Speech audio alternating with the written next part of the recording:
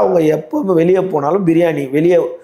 இப்போ இந்த மாதிரி பெண்கள் என்ன பண்ணுவாங்கன்னா, வீட்டிலே இருக்க வாரத்துக்கு ஒரு நாள் வெளியே கூட்டு போ, அங்கே கூட்டு போ, இங்கே கூட்டு போ அப்படின்னு போகும்போது வெளியே ஒரு நாள் வெளியே சாப்பிடலாம் அப்படின்னும் போது இயற்கை தானே. வீட்டில் இருந்தால் வீட்டில் இருக்கோம், யார் வேணாலும் உடனே வீட்டில் வெளியே போயிட்டு வெளியே போனால், அதாவது பிரியாணி ரொம்ப அளவுக்கு அதிகமாச்சுன்னா உடம்புக்கும் கேடுன்ற மாதிரி வீட்டுக்கு அதே பிரியாணி அபிராமியோட வாழ்க்கைக்கு கேடாயிடுச்சு. என்னன்னா, குறிப்பாக வீட்டுக்கு பக்கத்தில் இருக்க ஒரு பிரியாணி கடைக்கு போகிறது, அங்கே பிரியாணி வாங்கி சாப்பிடும்போது அந்த இடத்துல இருந்த மீனாட்சி சுந்தரம்னு ஒரு மாஸ்டர், அந்த பிரியாணி கடையில் இருந்த ஒரு மாஸ்டர் வந்து இப்போ என்ன சொல்லுவாங்க, முதல்ல நீங்கள் பிரபலம் ஆகிட்டீங்கன்னா உங்கள் தெருவில், ஐயோ நீங்கள் என்ன ப்ராப்ளம் மேடம், நீங்கள் தானே அந்த டிக்டாக்ல வரீங்க அப்படின்னு சொன்ன உடனே அப்போ அவருக்கும் இவங்களுக்கும் ஒரு ஒரு ஒரு நல்ல ஒரு இது வருது.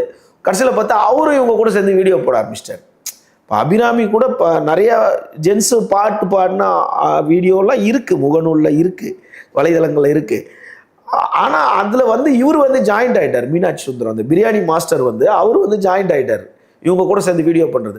மற்ற சாங்குக்கும் மீனாட்சி சுந்தரமும் அபிராமியும் காம்பினேஷனில் அந்த காம்போவில் வர வீடியோலாம் பார்த்தீங்கன்னா எல்லாம் டபுள் மீனிங் சாங்காகவே இருக்கும். ஓகே, அது பிற்கால இவங்க சம்பவத்துக்கு பிறகு பார்க்கும்போது கூர்ந்து கவனிக்கும் போது தான், ஓ இவங்களுக்கு இதில் மூலிமா ரொம்ப டீப்பாக உள்ளே வந்துட்டாங்க, இப்படியே நம்பர்கள் பரிமாறப்படுது.